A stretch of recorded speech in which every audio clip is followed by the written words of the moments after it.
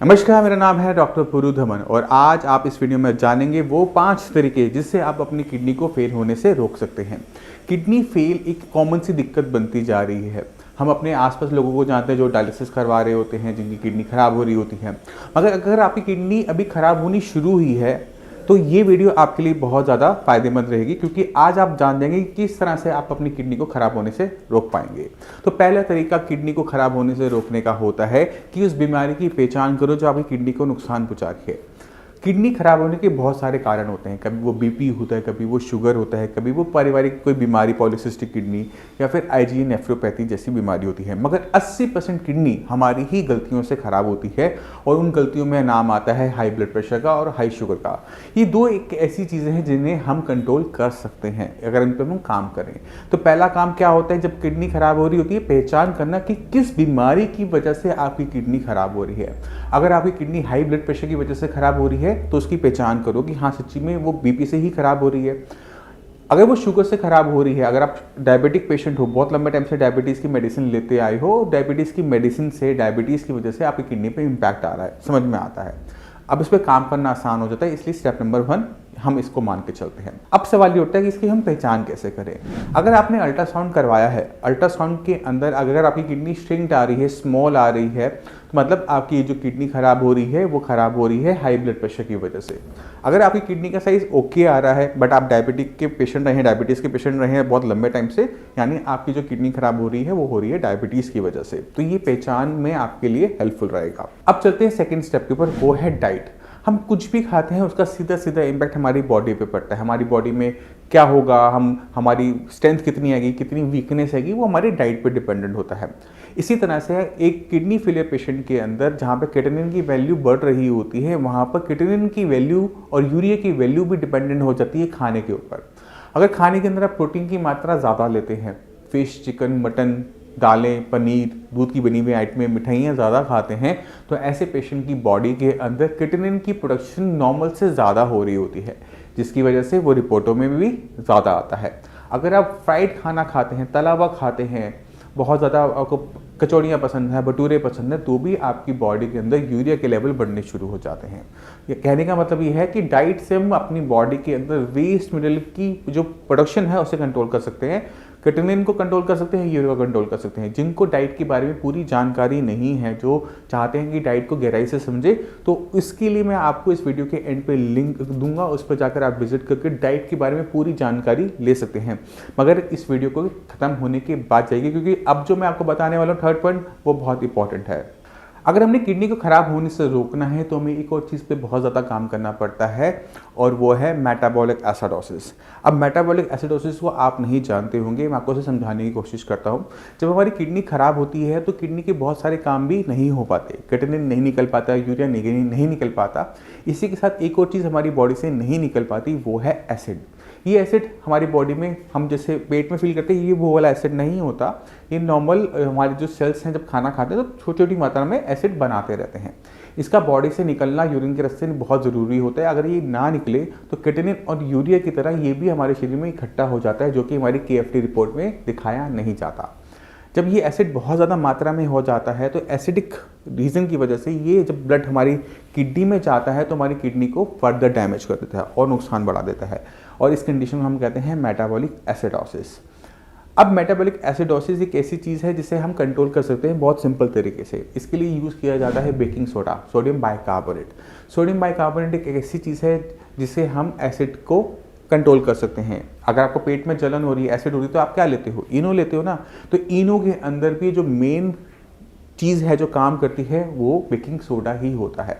अब हमने ब्लड के अंदर जो एसिड है उसका इफेक्ट ख़त्म करना है, तो इसमें भी हम बेकिंग सोडा ही लेंगे, सोडियम बाइकार्बोनेट ही लेंगे। तो ये टैबलेट्स में अवेलेबल होता है। हर किडनी फेलियर पेशेंट को इसकी अमाउंट सही तरीके से लेना ज़रूरी होता है, और इसका टेस्ट भी अवेलेबल है। अगर आप किडनी फेलियर के पेशेंट हो, KFT करवाते तो साथ में अपना सीरम बाइकार्बोनेट का टेस्ट भी ज़रूर करवाओ, जिससे आपको ये पता लगता रहे कि आपका ब्लड एसिडिक तो नहीं हो रहा। क्योंकि अगर आपका ब्लड एसिडिक ज़्यादा हो जाएगा तो आपकी किडनी तेज़ी से खराब होगी, और अक्सर ये देखने को मिलता है जब क्रिएटिनिन का लेवल 4 को क्रॉस कर जाता है, क्योंकि 4 तक हमारे ब्लड में इतना एसिड इकट्ठा नहीं होता कि हमारे टिश्यू को डैमेज करे। जब क्रिएटिनिन का लेवल 4 का पहुंचना शुरू हो जाता है तो बॉडी में इतना एसिड एक्यूमुलेट हो रहा होता है कि अगर से हम सेटल नहीं करते तो लेवल बहुत तेज़ी से बढ़ने शुरू हो जाते हैं। तो इस मेटाबॉलिक एसिडोसिस का ध्यान रखना आप सभी के लिए बहुत ज़्यादा ज़रूरी हो जाता है। अब चलते हैं अपने फोर्थ पॉइंट के ऊपर। अगर आप अपनी किडनी को ख़राब होने से रोकना चाहते हो तो जो 2 बीमारियां सबसे बड़ी है जो हमारे कंट्रोल में होती है, बीपी और शुगर, इसकी मेडिसिन हम सब ले रहे होते हैं, मगर मेडिसिन लेने के बावजूद भी हम देखते हैं कि किडनी ख़राब होती चली जाती है, क्योंकि पेशेंट एक बहुत कॉमन सी गलती कर रहा होता है, वो है मॉनिटरिंग नहीं करना। आपने मेडिसिन ली है बीपी की, मानते हैं, बट वो बीपी की मेडिसिन आपकी बीपी को नॉर्मल वैल्यूज़ में लेके जा रही है, नहीं लेके जा रही, इसका ख्याल सारे के सारे पेशेंट रखना भूल जाते हैं। तो आपने वो गलती नहीं करनी। अगर आपको बीपी की दिक्कत है तो आप मेक श्योर करोगे कि आपका जो ब्लड प्रेशर है वो नॉर्मल वैल्यूज़ में रहता है। तो नॉर्मल वैल्यू हमारी बीपी की क्या होती है? 120/80। अब जो नीचे वाला है, अक्सर पेशेंट इसको पे ध्यान नहीं देते, वो हमेशा ऊपर वाला देखते हैं कि 130 आ रहा है, 140 आ रहा है, बट जो नीचे वाला होता है वो किडनी को ज़्यादा नुकसान पहुंचाता है। तो हमने उससे ज़्यादा अच्छा कंट्रोल करना होता है। तो अगर नीचे वाला आपका 100 आ रहा है, 90 आ रहा है, तो उसे 80 या 80 से बिलो ले जाएंगे, तब जाकर हमारी किडनी बचना शुरू होगी। तो अपने बीपी का सिस्टोलिक नीचे वाला ब्लड प्रेशर को कंट्रोल करना आप सभी के लिए ज़रूरी है। और अगर आपको मेडिसिन बढ़ानी पड़ती है, एक्स्ट्रा मेडिसिन लेनी पड़ती है, कोई फ़र्क नहीं पड़ता। अगर आपको नमक छोड़ना पड़ता है, नमक कम करना पड़ता है, कोई फ़र्क नहीं पड़ता। मगर अगर आपने अपनी किडनी बचानी है तो अपनी ब्लड प्रेशर को नॉर्मल वैल्यूज़ के आसपास ले जाना ज़रूरी हो जाता है। इसी तरह से अगर आप डायबिटिक पेशेंट हैं तो आपने ध्यान क्या रखना है कि आपकी चाहे वो खाली पेट की शुगर हो, फास्टिंग, खाना खाने के बाद हो, पीपी, या फिर दिन में कभी भी, जिसे हम रैंडम कहते हैं, तीनों शुगर लेवल्स आपके 180 से नीचे होने चाहिए। अगर 180 से ऊपर आपकी शुगर फ्लक्चुएट करते हुए जा रही है तो जब वो ऊपर जा रही है तो वो आपकी किडनी को नुकसान पहुंचाएगी। ना सिर्फ किडनी को नुकसान पहुंचाएगी, बाकी बॉडी की जितनी भी ऑर्गन्स है उसको भी नुकसान पहुंचाएंगी, चाहे वो आपकी आइज़ हो, चाहे आपका हार्ट हो, चाहे आपके लंग्स हो। तो कोशिश करो कि अपनी जो sugar level, blood sugar levels है, उन्हें 180 से बिलो ही रखने की कोशिश करो।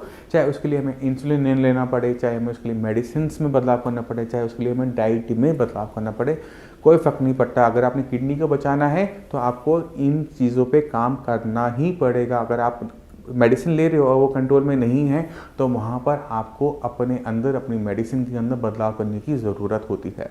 अब चलते हैं आखिरी पॉइंट, फिफ्थ पॉइंट के ऊपर, जो कि बहुत ज़्यादा ज़रूरी होता है किडनी फेलियर पेशेंट्स के लिए। वो है क्रिएटिनिन और यूरिक एसिड, जितना भी वेस्ट मटेरियल है उसको बॉडी से बाहर निकालना यूरिन के रास्ते, पहले से बेटर। अगर आप सब चीज़ें कर लेते हो और किडनी पे काम नहीं करते तो आपको रिजल्ट्स टेम्परेरी बेसिस पे तो मिल जाते हैं, बट लॉन्ग टर्म में नहीं मिल पाते। अगर हम अपनी किडनी पे थोड़ा सा काम करते हैं, अपनी एक्सक्रीशन जो है, वेस्ट मटेरियल की एक्सक्रीशन है, क्रिएटिनिन की क्लियरेंस रेशियो को बढ़ा देते हैं, तो हमारा ब्लड साफ होगा या नहीं होगा? पहले से बेटर होगा। यही करना होता है हमें हर किडनी फेलियर पेशेंट में। अब आपको ये समझने की ज़रूरत है कि किडनी के पास ये काबिलियत है अपनी क्लियरेंस रेशियो को बढ़ाना, गंदगी को बाहर तेज़ी से निकालना। कैसे? जब एक किडनी हमारी ख़राब हो जाती है, कभी उसमें किसी का एक्सीडेंट हुआ तो चोट लग गई, कुछ घुस गया अंदर, किडनी ख़राब हो गई, निकालनी पड़ जाती है, तो एक किडनी होने के बावजूद भी उस पेशेंट के अंदर क्रिएटिनिन की वैल्यूज़ नहीं बढ़ती, यूरिया के लेवल्स नहीं बढ़ते। क्यों नहीं बढ़ते? क्योंकि हमारी किडनी के पास काबिलियत होती है अपने काम की क्षमता को बढ़ा लेने की। अब ये काम की क्षमता बढ़ा लेने की जो काबिलियत है किडनी की, ये हमें हर किडनी फेलियर पेशेंट में इस्तेमाल करनी पड़ती है। मान लो कि क्रिएटिनिन लेवल आज के डेट में आपका 4 है, यानी आपकी 60%, मिनिमम 60% किडनी काम नहीं कर रही, सिर्फ 40% किडनी काम कर रही है, दोनों मिलाकर। अगर हम तरीके से काम करते हैं, किडनी पे काम करते हैं, बीपी शुगर हमने कंट्रोल में रखा है, खाने का हम ध्यान रखते हैं, जो चीज़ें हमें बताई जाती हैं हम इसे कंट्रोल में करते हैं, और किडनी पे काम करते हुए मेडिसिन जब हम स्टार्ट करते हैं, किडनी की क्लियरेंस यानी किडनी की फिल्ट्रेशन पावर बढ़ती है। तो फिल्टर जब किडनी ज़्यादा अच्छी तरीके से करती है तो क्रिएटिनिन हो, चाहे वो पोटेशियम हो, चाहे वो यूरिया हो, वो अच्छी तरीके से बॉडी से बाहर जाता है और आपके लेवल्स डाउन होने शुरू होते हैं। और किडनी की जब फंक्शनिंग बढ़ती है तो वो बहुत लंबे टाइम तक आपके साथ रहती है, क्योंकि यहाँ पे किडनी की फंक्शनिंग किडनी को ठीक कर पहले से बेटर काम कर ही बढ़ी है। तो हमें ये हर किडनी फेलियर पेशेंट में इस्तेमाल करना पड़ता है। अब मैं आपको चाहता हूँ कि जब हम ये सारी चीज़ें एक साथ करते हैं तो किस तरह से रिपोर्टों में बदलाव आते हैं।